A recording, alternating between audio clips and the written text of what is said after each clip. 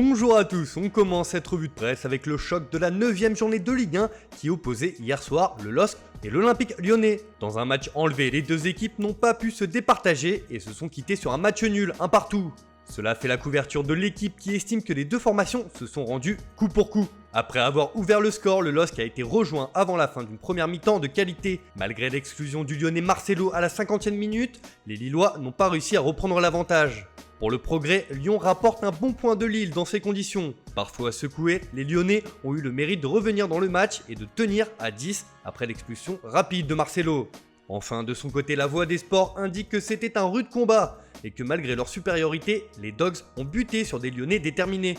On traverse la Manche où un autre choc avait lieu mais en première ligue cette fois entre Manchester United et Arsenal. Et ce sont les Gunners qui se sont imposés 1-0 grâce à un penalty de Pierre-Emerick Aubameyang. Mais la victoire des Londoniens est éclipsée par celui qui a provoqué la faute dans la surface, Paul Pogba.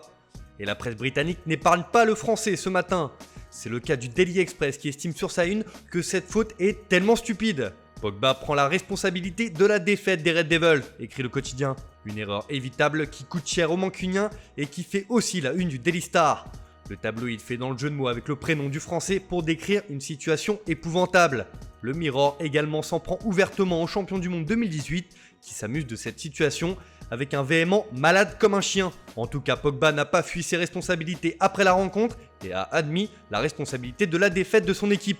Mon erreur stupide nous a coûté ce match. On leur a donné la victoire. Les détails font gagner les matchs. Ils ont été meilleurs que nous sur ça. Il y a une erreur de ma part, je prends mes responsabilités. Je reviens d'une course, je vois qu'il y a un appel derrière moi, je voulais juste toucher la balle et la mettre en corner. Pogba devra montrer un autre visage contre Başakşehir dès mercredi en Ligue des Champions.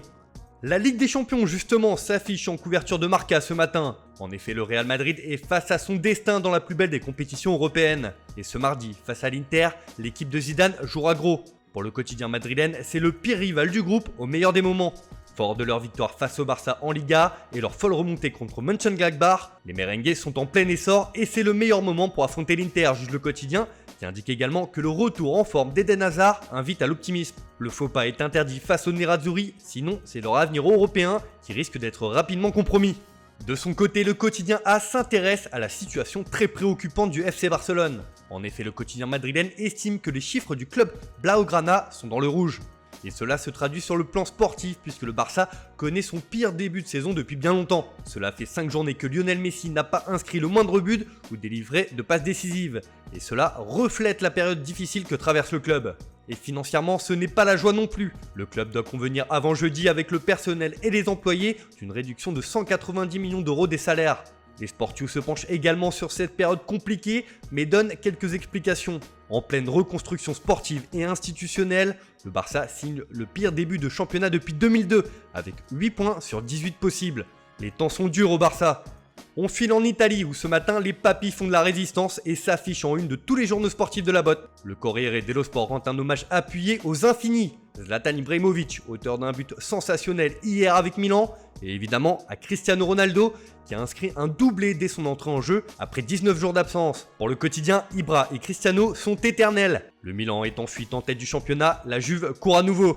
En effet, les deux cadors ont permis à leur équipe de l'emporter ce dimanche, respectivement face à l'Udinese 2-1 et contre le Spezia 4-1. La Gazzetta dello Sport s'enflamme aussi pour les deux joueurs et indique qu'avec Ibra et Cristiano, c'est un dimanche phénoménal. C'est le pied de Dieu pour le Suédois avec son retourné acrobatique et le journal au papier rose évoque le retour du Martien pour le Portugais. Enfin, pour tout au sport, Cristiano prévient tout le monde, je suis de retour et parle là de chaud CR7 sur la pelouse du Promu hier.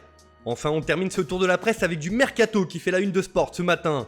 Le quotidien Pro Barça annonce que le club catalan va revenir à la charge pour Eric Garcia, longtemps courtisé l'été dernier. Le Barça est prêt à payer 8 millions d'euros à Manchester City pour le recruter au prochain mercato hivernal. Le comité de gestion a déjà donné le feu vert à l'achat du défenseur central que Koeman a demandé. Le Barça arrivera sûrement à ses fins ou récupérera le joueur libre l'été prochain à la fin de son contrat avec les Citizens. Enfin en Italie aussi on évoque déjà le mercato puisque la Gazzetta dello Sport indique que Christian Eriksen devrait quitter l'Inter.